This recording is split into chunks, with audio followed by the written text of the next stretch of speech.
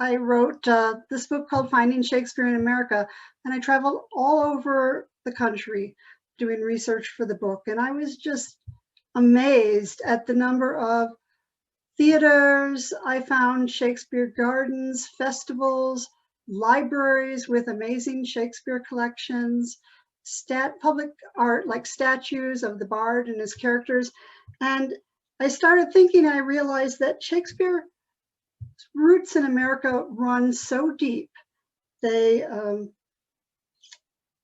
stretch back to the colonial times, and his work influenced many of our founding fathers. And as the country grew, we brought Shakespeare with us to the prairies of Illinois, where I live, and Nebraska, to the cow towns out in Kansas and Texas, the gold fields in California and Alaska. Shakespeare went everywhere with Americans as the country grew, and he continues to affect us today. So I wanted to start by, for those of you who are in Niles, you may recognize this stained glass window of Shakespeare. It's in the Chapin Mansion, in the library at the Chapin Mansion in Niles. And it is pretty symbolic of the way that Americans in the mid 1800s to the early 1900s would honor Shakespeare in their homes. If you go to historic homes around the country, it's not uncommon to find stained glass windows of Shakespeare. There's a home in Wisconsin that has a beautiful fireplace decorated with hand-painted tiles of scenes from Shakespeare's plays. So he really has meant a lot to people in this country. In fact, you have been influenced by Shakespeare your whole life without even realizing it, I'm sure. Even before you read your first Shakespeare play, you were speaking Shakespeare's words without realizing it. He is credited with the first known use of hundreds of words in the English language, and with phrases that we still use today. So anytime you say the words bandit or critic or fashionable or gloomy or admirable or overblown, you're speaking Shakespeare's language. Those were documented for the first time in the English language in his plays.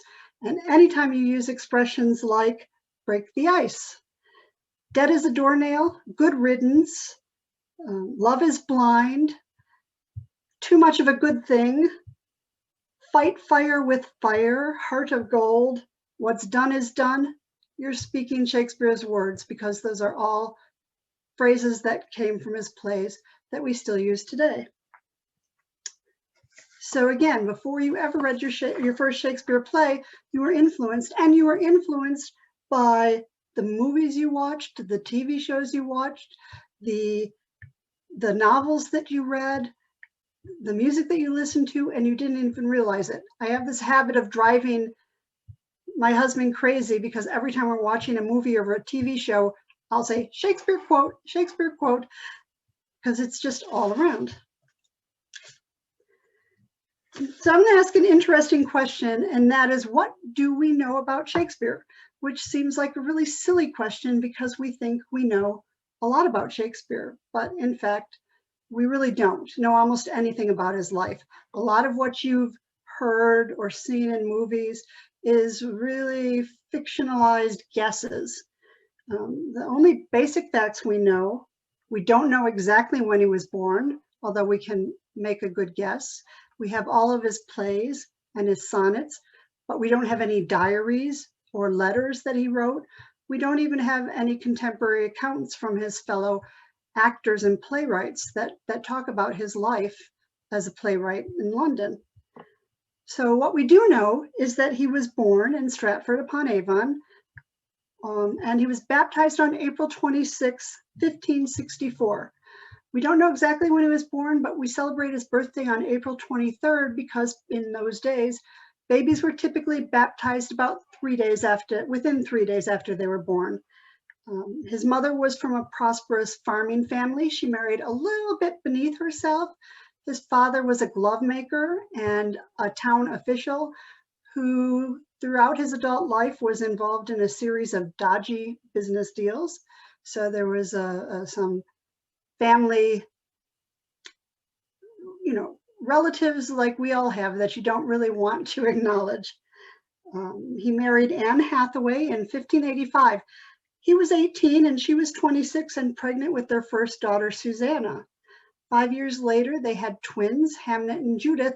And then within probably a year or two of the twins being born, he went off to London and left Anne to manage the family home and the 3 kids, because his first plays, we believe, appeared on the London stage around 1590.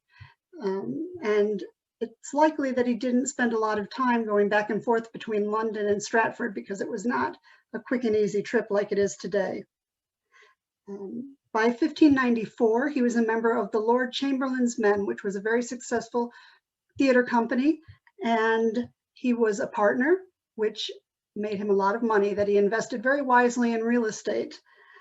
He died on April 23rd, 1616. We don't know how he died or why he died, but he's buried in the Trinity Church where he was baptized.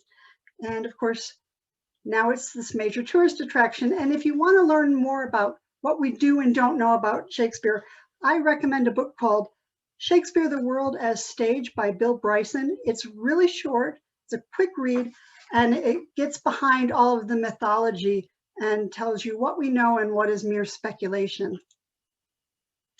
So let's take a look at what was happening in England around the time that Shakespeare was born and writing his plays. Queen Elizabeth ascended to the throne in 1558, so she had been on the throne 6 years by the time Shakespeare was born. And of course, we know that she took over a country in turmoil. Her father broke with the Catholic Church, and he died her throne. And when Edward died very young, his cousin Jane Grey was put on the throne for a very short time, less than a year. And then Henry VIII's first daughter, Mary, became Queen Mary I. And she's often called Bloody Mary because she had a habit of burning Protestants at the stake. So when Elizabeth came to the throne, she was a Protestant, but she really was trying to heal divisions in the country. And she tried not to persecute Catholics the way her sister had persecuted Protestants, although there were some uprisings and attempted revolts that she had to put down. But in general, the country experienced a time of peace and prosperity. A strong merchant class emerged. Sir Francis Drake circumnavigated the globe during that time, and Elizabeth then sent Walter Raleigh out to colonize America on the basis of Drake's travels. So all of the money and the expansion created extra income for people to go to the theater, which really caused the theater to flourish, and Shakespeare picked the perfect time to start writing his plays. So in America, and this map is a map of the Virginia colonies, it's from 1606, Walter Raleigh set out to colonize America as soon as he could, and he set up the first colony on Roanoke Island off the coast of present-day North Carolina in 1585, and it did not thrive. It failed. A couple of years later, he sent more settlers out to Roanoke.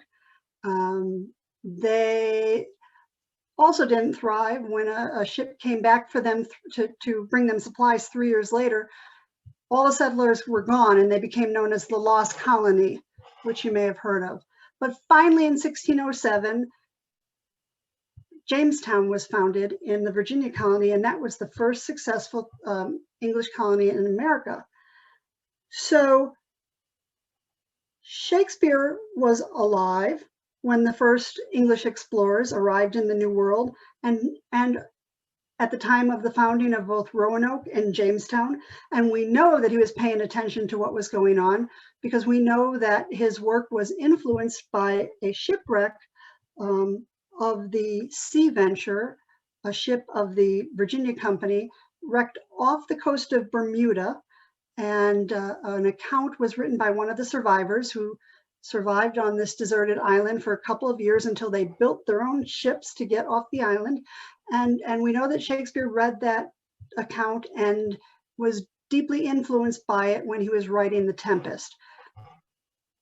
So even though Shakespeare knew what was going on in the New World, and a lot of colonists would have heard of him, it was almost 100 years after that until we have any tangible proof of Shakespeare's actual presence in America. And I want to just step back, and some of you may know what the first folio is, but I just want to give you a little rundown on it because that's the first evidence we have of Shakespeare in America.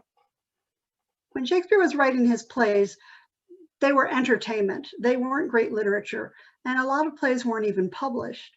During his lifetime, about half his plays were published, but a lot of them were pirated versions because theater companies would pay people to go sit in the audience and then go home and write down the stories of the plays. And of course, they were hardly accurate. But when Shakespeare died, his business partners decided they were going to memorialize him by editing a book with all of his plays.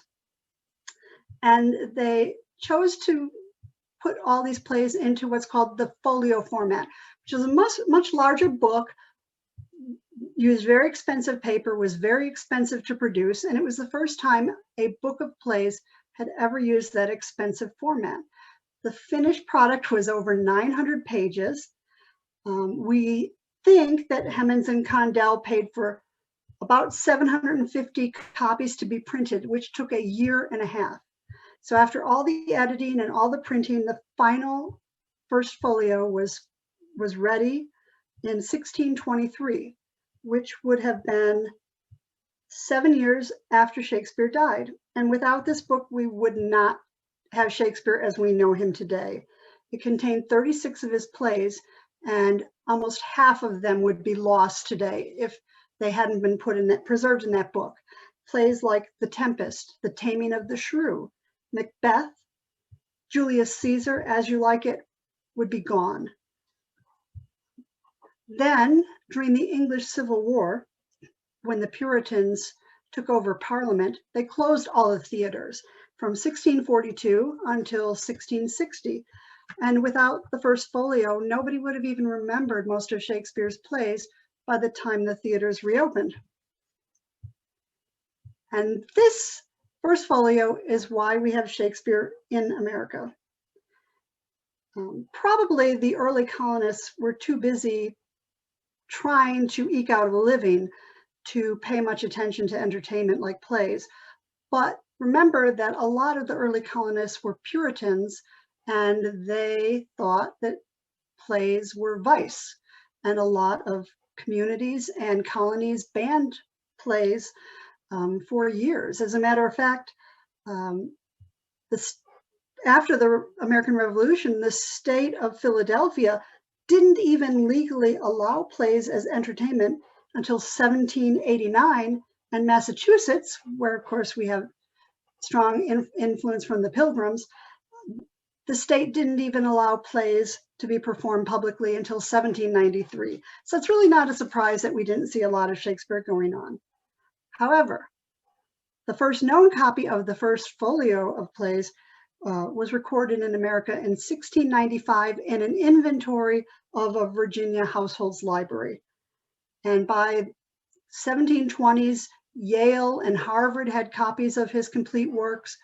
Other colleges and public libraries started the Library Company of Philadelphia, which Benjamin Franklin founded. They started buying copies of his works, and by 1795, the first American edition of Shakespeare's plays were published. So then we were really seeing all Americans having access to reading Shakespeare's plays. There are today about 235 Shakespeare first folios known to exist, and about half of all of them are in the United States. So if you want to see one of these first folios, you can usually see one at the Folger Shakespeare Library in Washington, D.C., which is closed until 2022 for remodeling, at the Huntington Library in San Marino, California, and also at the Dallas Public Library in Dallas, Texas.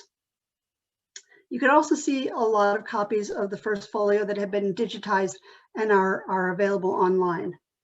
Now, it's not the most valuable, excuse me, it's not the rarest book in the world, but it is one of the most valuable. So you may have heard that back in October, a copy of the first folio sold at auction for $10 million, a record price. So the fact that almost half of these first folios are here in the United States has a lot to do with Gilded Age millionaires who spent a lot of money on expensive books. And then finally, at last, we have the first performance of Shakespeare in America in 1730. And it was Romeo and Juliet, which is, of course, many people's first exposure to Shakespeare. Keeping in mind that Romeo and Juliet was first performed in 1600, but it wasn't performed in America until 1730. And then that was more than 100 years after Shakespeare's death. Now, there are no renderings or drawings from that first performance. So what I put up for you is a picture of Charlotte and Susan Cushman, who were famous actresses. This is the sisters playing the title roles of Romeo and Juliet in about 1846. And Charlotte Cushman was a famous Shakespearean actress who played all the great Shakespearean roles, whether they were male or female. So now, from here on out, we have Shakespeare in print, we have Shakespeare on stage, and his growth in America really parallels the growth of our country. The American Revolution could, and surprisingly didn't, ruin our love affair with Shakespeare. In fact, patriots love Shakespeare. In 1775, both the British and the Patriots used quotes from Shakespeare to justify their actions, whether for keeping the country as a colony or becoming independent. And a lot of them used some play on the to be or not to be phrase. George Washington was a known Shakespeare fan. Thomas Jefferson and John Adams were Shakespeare fan groupies.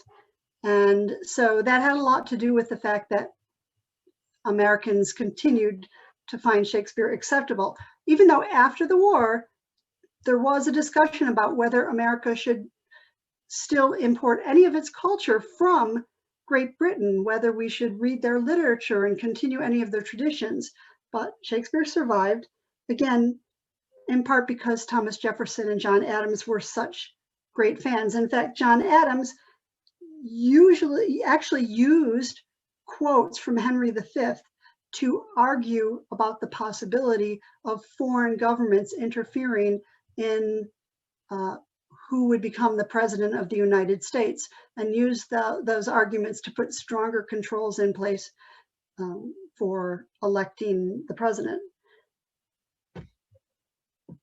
And I think it's pretty funny that 2 years after the war, in 1786, John Adams and Thomas Jefferson went to London on business, and they made a point of taking a fairly big detour out of their way to go to Stratford to see the birthplace of Shakespeare.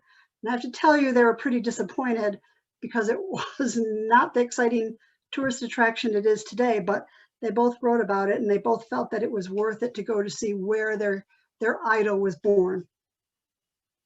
And then McGuffey's Reader, which you may have heard of, which was used in a lot of schools in the 1800s, started printing excerpts from Shakespeare's plays. And so school children all over became familiar with his work that way. Now, when I say Shakespeare was popular in every segment of American society, I do mean every segment, and that includes African Americans, and that could be a whole talk in itself. But I do want to just make a few comments about the African American love of Shakespeare, which goes back to the early 1800s.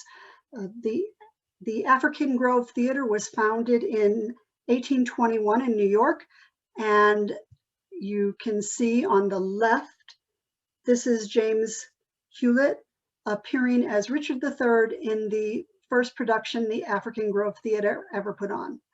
Unfortunately, the theater was met with ridicule. It was attacked. There were racist parodies about African Americans doing Shakespeare, and it didn't last long. But a young member of the company named Ira Aldrich, who loved Shakespeare and really wanted to perform, when he realized he wasn't going to be able to perform in the United States, he went to England, where he became one of the most successful Shakespearean actors in Europe. So it wasn't, and this is on the top right, you'll see a lithograph of Ira Aldrich playing Othello in England. It wasn't until 1942 that an African American was allowed to perform Othello in a mixed cast. And that was Paul Robeson, you see in the lower right-hand corner, playing Othello to Uta Hagen's Desdemona on Broadway in 1943. Another struggle to assimilate Shakespeare into every spectrum of society was the Astor Place Shakespeare Riot in 1849.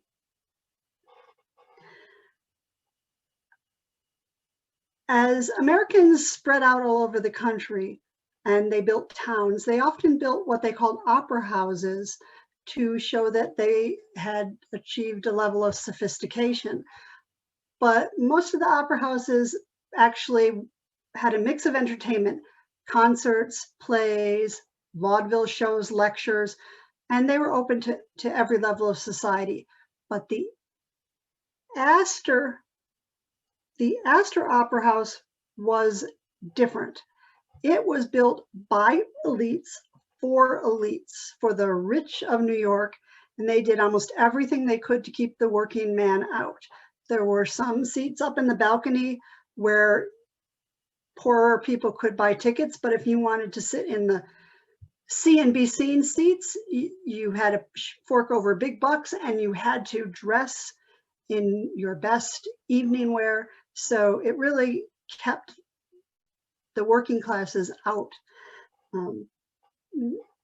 It was not loved by the working classes. It represented the growing divide between the haves and the have-nots, but it might have been okay, except that in 1849, the Astor House decided to book a famous Shakespearean actor named William Charles Macready, and that's his picture on the left side of the screen. He was an English actor who was loved in England and America. He had perfect diction. He was well groomed and aristocratic, and he was refined. His performances were adored by the rich. At the same time, one of the biggest Shakespearean actors in America, Edwin Forrest, who you see on the right, was booked to play Macbeth in a theater just down the street in New York. And Forrest was loved by the American working class. His Macbeth and his other Shakespearean characters had a lot of swagger.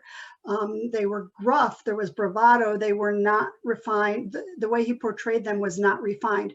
He was a great actor, but he had a different sensibility about how he portrayed those characters. So on the first night that Macready played Macbeth at the Astor, Forrest fans bought tickets for the cheap seats up in the balconies, and as soon as the performance started, they were hissing, they were booing, they were pelting the stage with rotten fruit and vegetables to show their disdain for this English actor.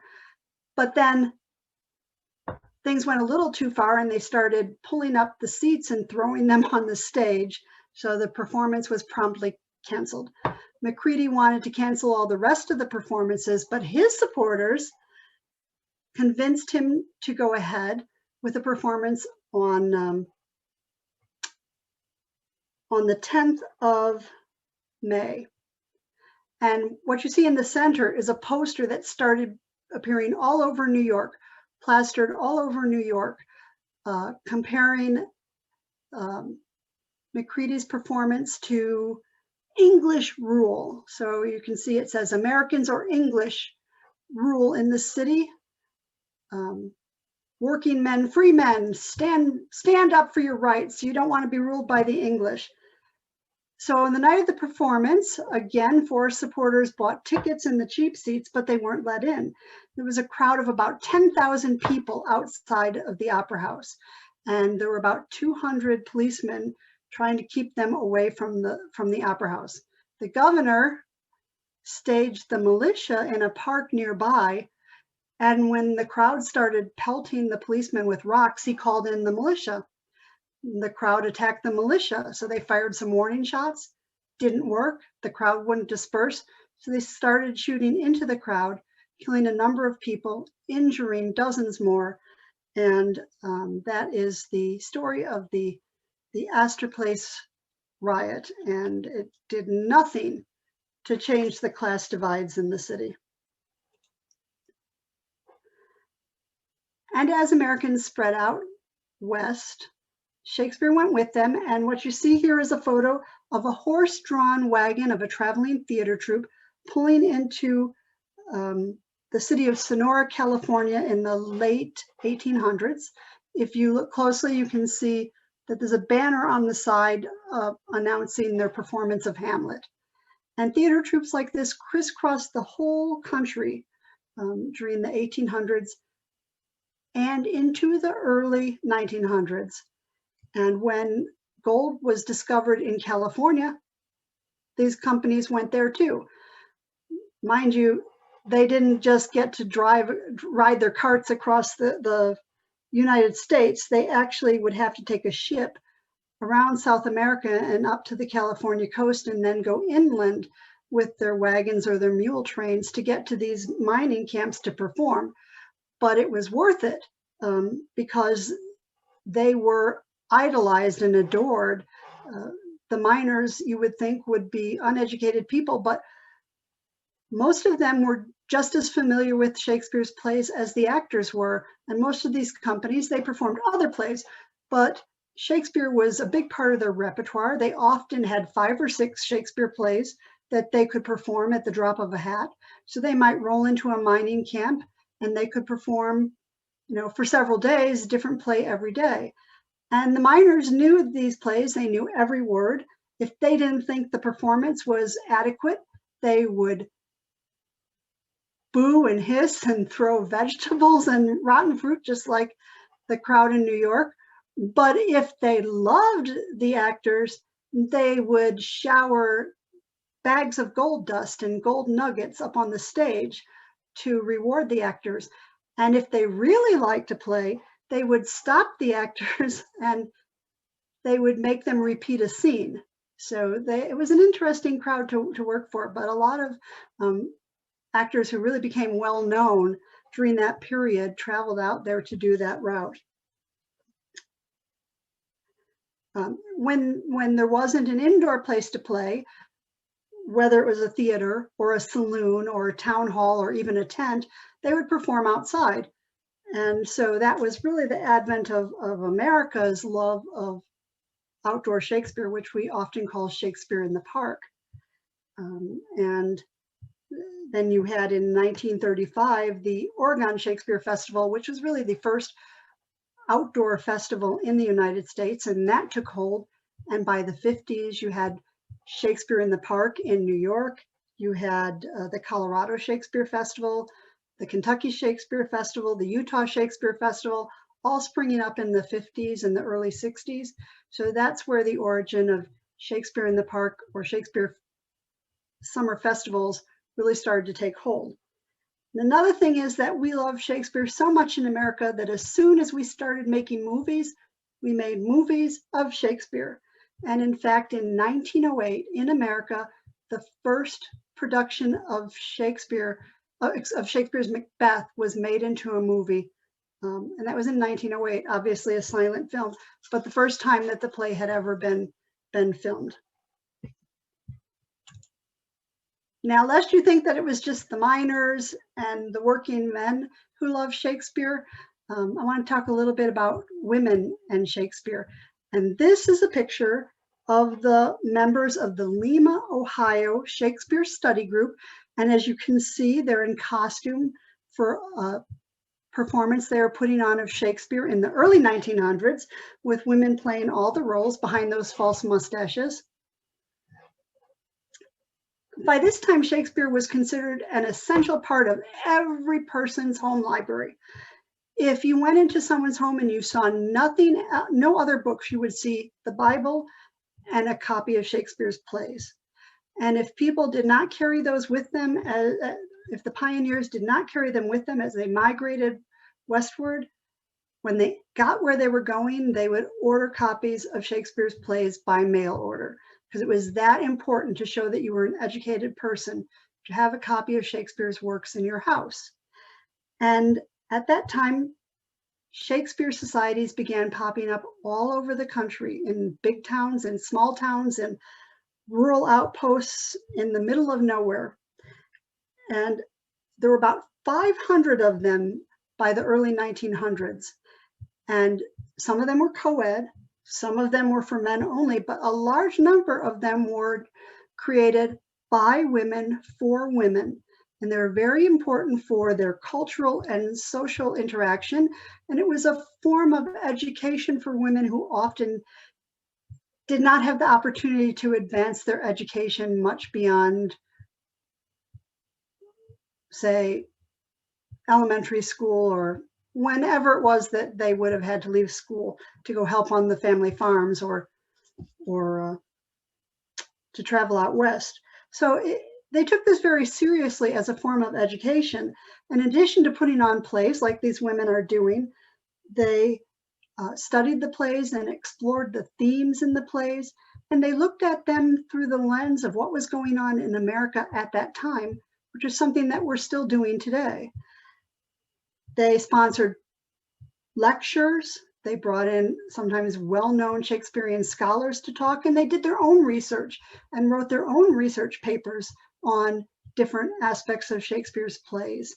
And in fact, many of these groups became active in civic affairs and created community committees that looked at social issues like child welfare and education and public health and women's rights. So the idea of reading Shakespeare took them far beyond eventually reading the plays. Of course, by then you can tell we were loving Shakespeare, and we started putting up statues of him all over America, with the first one in the upper right-hand corner going up in New York's Central Park in, 1872. And then top right is St. Louis. Then the bottom right is Chicago. And the bottom left is the Library of Congress. Those were all put up before the end of the 19th century. And it only continued from there. Statues of Shakespeare, statues of his characters. You can find them all over the country. The real seal of approval for Shakespeare came in 1916, which was the 300th anniversary of Shakespeare's death. That was actually celebrated all over the world, not just in America. It was celebrated even in Europe, which of course was being ravaged by war, World War I at that time.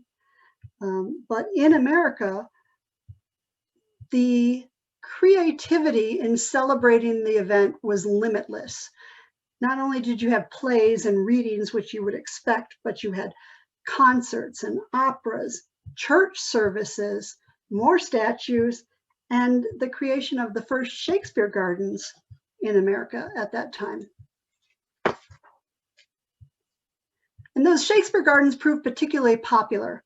The first Shakespeare Garden, what's usually recognized as the first Shakespeare Garden in America, is the one in New York's Central Park. But we also had, still existing today, Shakespeare Gardens opened in 1916 at Northwestern University in Evanston, at Vassar College in Poughkeepsie, New York, And at the, today it's called the British Cultural Garden, but it was a Shakespeare Garden. It's in Cleveland, Ohio. And so those have been around for over 100 years. And the gardens kept coming. Today, there are about 40 still in existence. Some of them, sadly, didn't last. A lot of them were developed by volunteers and maintained by volunteers, whether from the Shakespeare groups or college students or civic organizations, gardening groups. And so they didn't all survive, but today there are about 40 around the country. And sadly, not so many in your area. The closest one for you would be the Shakespeare Garden at Grand Valley State University in Allendale, Michigan. And that was started by students and faculty in 1993. And if you go to the Allendale campus, it's immaculately groomed, but you'll notice the Shakespeare Garden is on the wild side. That's because it wasn't planned as a landscape. It was really a group effort by students and faculty members tracking down free plants and creating their own arbors and putting it together. Also, if you ever get down to Bloomington, Indiana, there's a Shakespeare Garden at the Hilltop Garden and Nature Center at the university. And that dates to 2014, but I really like that one because it has a lot of information about all the plants. So it's really easy if you want to create a Shakespeare area of your garden at home.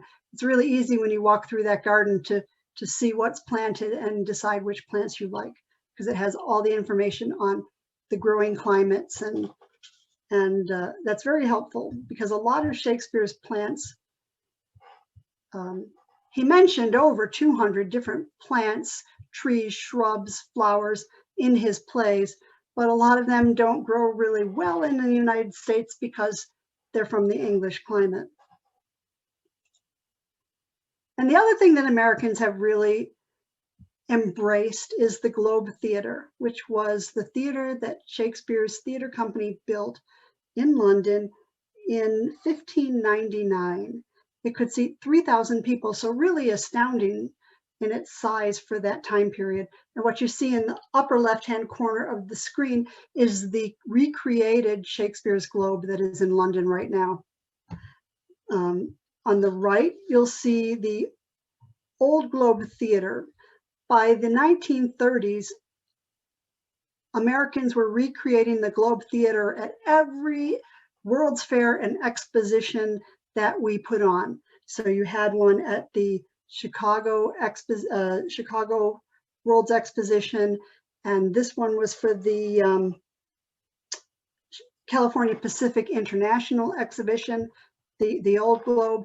There was one in the Great Lakes Exposition in Cleveland, Ohio. World's Fair put up a Shakespeare Globe Theater. And the one on the right that was from the exposition in San Diego, that was used from 1935 until 1978 when it was burned down by an arsonist. But it's been rebuilt and you can see it there. And then since then, there's a tradition of Shakespeare-style theaters that you can find all over the country. The bottom right-hand corner is the Shakespeare Tavern, which is in Atlanta, Georgia, which is where the Atlanta Shakespeare Company performs. The one in the bottom left is the Adams Theater at the Utah Shakespeare Festival. Now, you are really lucky in Michigan because you have an amazing reproduction of an Elizabethan theater at the Blue Lakes Fine Art Camp in Twin Lakes, Michigan. But it is a camp for students for the performing arts, and it is not open to the public on a regular basis. But if you're lucky enough to catch a performance by the Pigeon Creek Shakespeare Company, which partners to produce Shakespeare there every summer, you'll get to experience Shakespeare in the environment in which the plays were first performed. It's really enchanting, but you have to watch for tickets because they go very fast. And then the last major development in America's love affair with Shakespeare would be the Folger Shakespeare Library in Washington, D.C. Henry and Emily Folger were dedicated collectors of anything to do with Shakespeare. And Henry was an executive with Standard Oil, so he had the money to feed his habit. And his wife was a Shakespearean scholar with a master's degree in Shakespearean studies. And so they started collecting in the early 1900s. And by the time they decided that they were going to build a library, they had the largest collection of Shakespeare-related materials in the world. More than 500,000 rare books, manuscripts, artworks, and ephemera, all related to Shakespeare or to the times in which he lived and to the theater that was going on at that time. In fact, Henry was actually so obsessed that he purchased 82 Shakespeare First Folios, which is a third of all the known first folios that we still know exist in the world. And when the renovation that's going on right now is done in 2022, you should be able to go there and see quite a few of them. Typically, you've been able to go in the past and just there's one on display all the time, but there's going to be a whole gallery devoted to those folios starting in 2022. So that is, and it's a research library, but they do an enormous amount of public programming. So if you're ever in Washington, I really recommend stopping in. It's free. The exhibits are free for now. The performances have a fee. When they're done with the renovation, there may be an admission fee because it's such a large project, but they may go back to being free. So as I said, this is a very short whirlwind trip into Shakespeare's history in America. And as you can see, Shakespeare is everywhere you turn in the United States. And I hope I've whetted your appetite. I do want to point out that you're fortunate if you're in the Niles area because you have the Notre Dame Shakespeare Festival right down the road from you. And they have a professional company that performs on their main stage in the summer. And then they also have a touring company of young professionals that will tour all through the Michiana area and doing mostly outdoor performances in parks. So if you can see that, and they are hoping to run those outdoor performances this summer, I recommend catching those if you can. There's a handout that I gave Andrea that has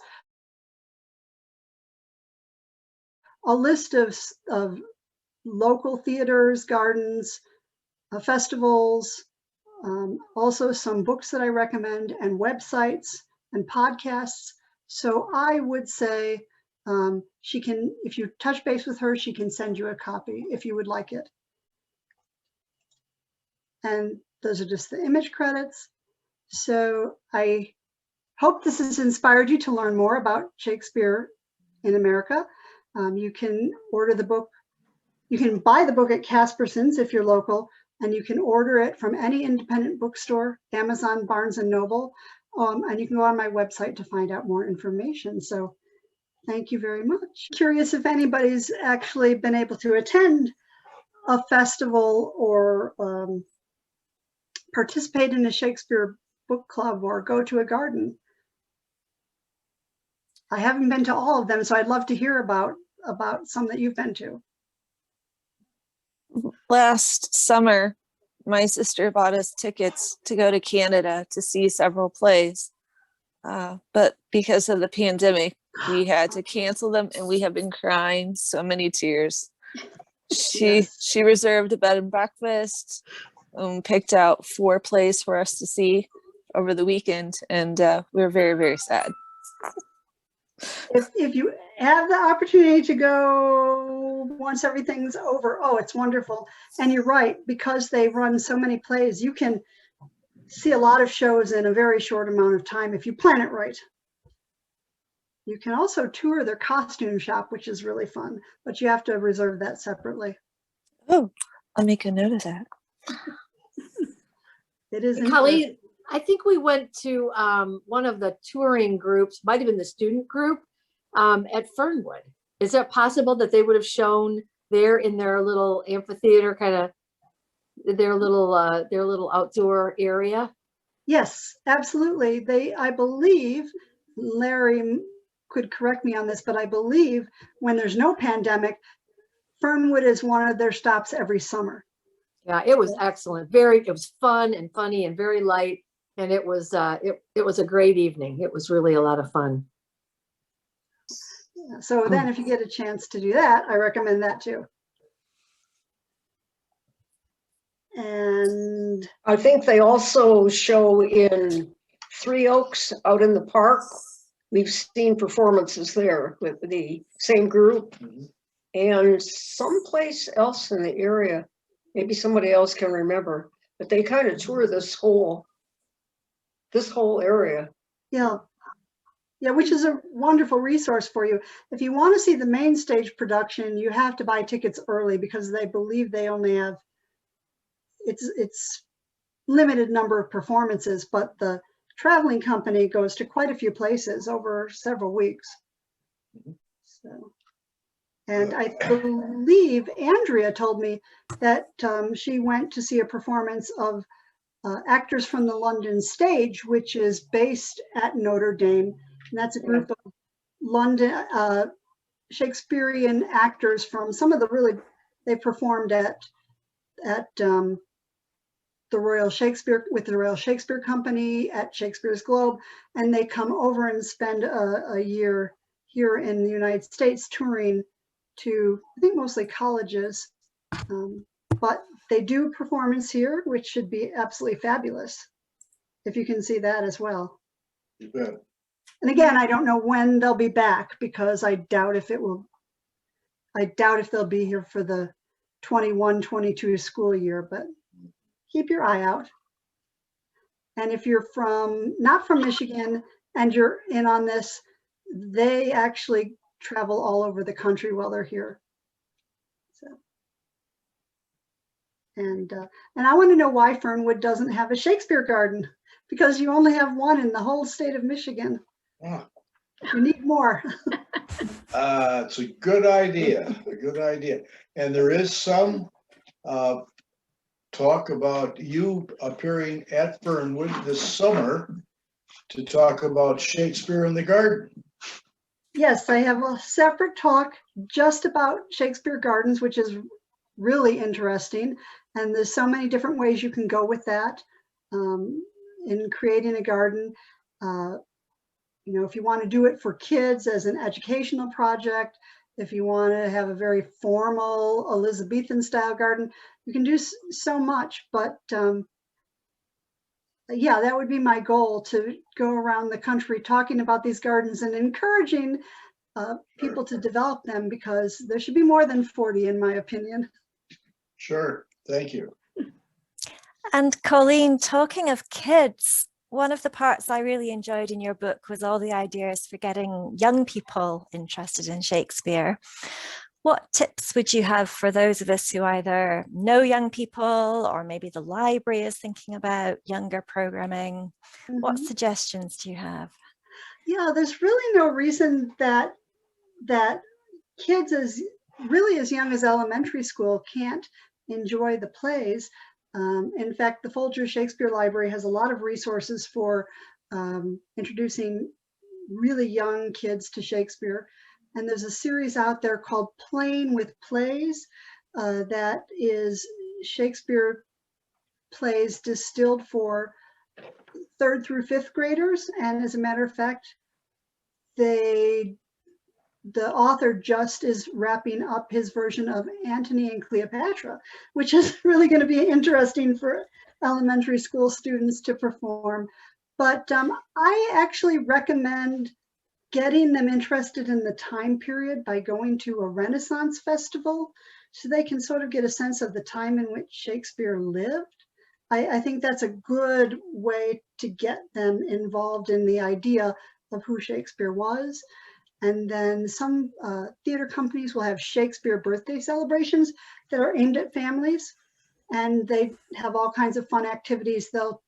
If you go for the day, your kids can learn sword fighting techniques from the actors, and they can actually sometimes meet an actor dressed up as Shakespeare.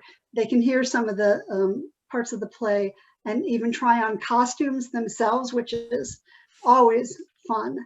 Just make it really fun. And there are also some good books aimed at young audiences that tell Shakespeare's plays in a narrative form, but they're aimed at, say, the elementary school audience. So you could get them started on that so they're familiar with the story before they ever see the play. So, and then it makes it easier for them to understand the language if they have a sense of what the story is about. Yeah, thank you. And I just want to put in a plug. This is Pauline Wiles. She is not only a wonderful author, but she is a fabulous website designer. And so you deserve a plug because she did my website and I love it. And if you're looking for one, I recommend her highly. And I loved working with a fellow Anglophile, so thank you. Yes, if you didn't notice, she is from England. And missing home, I mentioned, since you haven't been able to go back. I think libraries should always have Shakespeare birthday celebrations. I mean, there's a lot of ways to make that really fun. Yeah, we have a display, which Colleen sent me. Yeah, you sent me the list of all the materials we have. So thank you for doing all that work for me. I didn't realize that you put something together. Yes, so we have a display right out here. It's in the center. Well, if you're familiar with our library, it's by the dolls display. So yeah, so thank you for doing all that work. So in addition to being National Library Week, April is actually Shakespeare's birthday month, often celebrated on April 23rd, but a lot of theater companies will have festivities throughout the month. So you're celebrating National Library Week and Shakespeare's birthday today. Well, thank you. I'm a subscriber to the Chicago Shakespeare Theater, and I'm really missing it because they have some amazing productions. And it was interesting, some of the themes you touched on, because they did a Taming of the Shrew that was a women's club putting on a production in competition with another women's club in Chicago back around the Century of Progress or the Columbian Exposition. I can't remember which one of those events, but they were, doing a production of the Taming of the Shrew. And then it was those women then did the show, an all-female show. So that was a really good production. And then they also did the Red Velvet with the Othello and the whole situation you talked about with the African-American actor. That was very interesting. And we do also have at the Newberry Library, they have a first folio here in Chicago that people could come and see. I'm not sure, you probably have to make a reservation. I haven't seen it, but they did a Facebook Live about it that may be up on their page. You actually could see it if you really wanted to, but you have to register as a reader online. And then you go in and get your card, and then you can make an appointment, and they will actually take it out and let you see it on a table without, you can't just leaf through the pages, but that's one of the few academic libraries where you can actually do that. Indiana University in Bloomington is the other one. If you register as a reader in advance, you can make an appointment and go in. You don't have to be a scholar doing research. Anybody who registers as a reader and makes the appointment can go in and see the first folio at the Lilly Library as well at Indiana University. So those are two big exceptions. A lot of academic libraries really won't let you in unless you've got academic credentials, or they're having a special event like you mentioned. Yeah, I wouldn't want to touch it myself, but I would like to see it. Yes, yes. And the Chicago Shakespeare Theater is wonderful. If anybody makes it to Chicago and there's a show on, I recommended it. I actually, from a little geographical prejudice, did include it on my list that I gave Andrea. But they've got they've got some amazing theaters there, including a relatively new one that's sort of a modern take on the Globe Theater. So Yeah, yeah. They also do short Shakespeare for younger audiences. Yeah. So they condense the plays down and do those on like weekends during the season. So yeah, that's another way.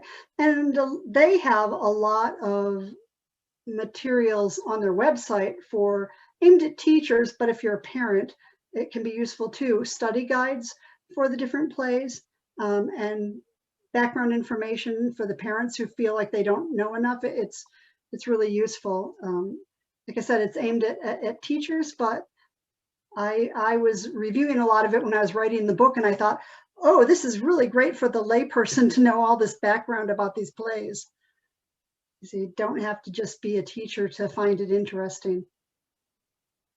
So yeah, big plug for the Chicago Shakespeare Theater and the Notre Dame Shakespeare Festival.